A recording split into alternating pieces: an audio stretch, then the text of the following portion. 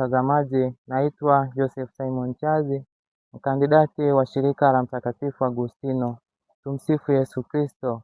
Karibu tena tunapotafakari vituo vya njia ya msalaba, tukiwa katika kituo hiki cha pili ambapo Yesu anapokea msalaba.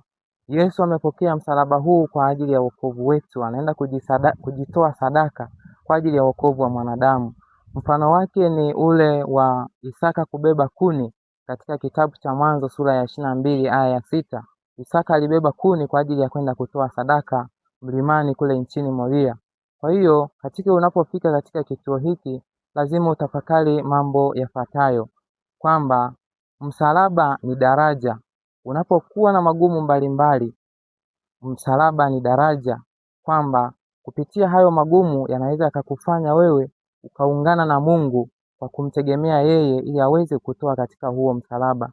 Lakini pia msalaba huleta mabadiliko au huleta uongofu kwa watu mbalimbali. Wapo wapagani wengi ambao mara nyingine wamepatwa na magumu mbalimbali, lakini kwa kutokana na huo msalaba wa magumu mbalimbali wameweza kumwongokea Mungu na kumrudia yeye kwa mioyo yao yote. Lakini pia msalaba ni alama ya ushindi.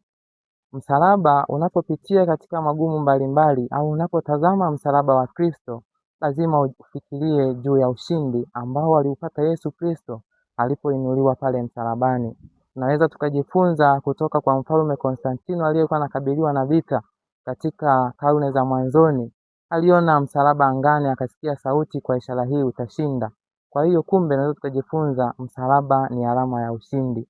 Kwa tunapopitia magumu mbalimbali, tujue ya kwamba hiyo ni misalaba na yote tunapaswa kuibeba pasipo kujali ni mizito namna gani, kwa kuwa ni Mungu pekee ndiye anaweza kutusaidia kuibeba misalaba hiyo na kuifikisha mwisho wa safari.